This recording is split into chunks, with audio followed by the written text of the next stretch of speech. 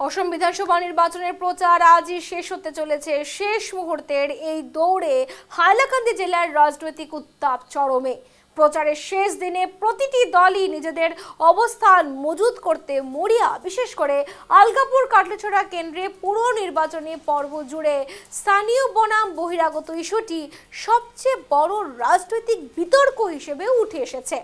AJP প্রার্থী জাকির হোসেন লস্কর সোমবার রাতেও এই ইস্যু জোরালোভাবে তুলে ধরেন। তিনি অভিযোগ করেন, কংগ্রেস প্রার্থী জুবাইর রানা মজুমদার এই এলাকার বহিরাগত এবং এলাকার জনসংখ্যা ও সামাজিক কাঠামো সম্পর্কে তার ধারণা খুবই সীমিত।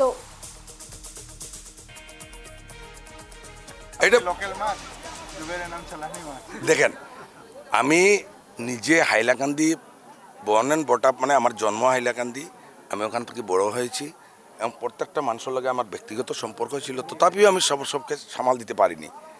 উনি গুয়াহাটি বেসড, হয়তোবা ওনার দাদা ছিলেন ওখানে, ওনাদের বাবাদের সম্পর্ক নেই, ওনার পারিবারিক কোনো স্মৃতি ওখানে নেই। উনি হঠাৎ করে উড়ে এসে জুড়ে বসেছেন এবং আজকে যে আমি 80% মানুষ আমি বাই নেম চিনি, তথাপিও আমি হিমশিম খাওয়াচ্ছি। উনি তো 1%ও চিনবেন না। উনি তো এমএলএ হওয়ার পরে ওনাকে কে পাবে?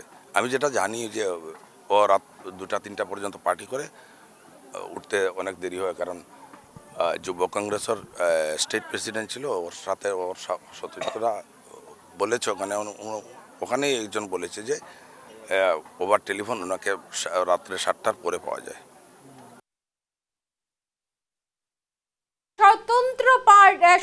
অন্যদিকে হেভিওয়েট স্বতন্ত্র প্রার্থী তথা বিধায়ক নিজামুদ্দিন চৌধুরীকেও কংগ্রেস প্রার্থীকে নিশানা করে বলেন, নির্বাচনের পর জুবাইর আনামকে সাধারণ মানুষের জন্য পাওয়া কঠিন হয়ে পড়বে। তার এই মন্তব্য নির্বাচনী মহলে নতুন করে বিতর্কের জন্ম দিয়েছে।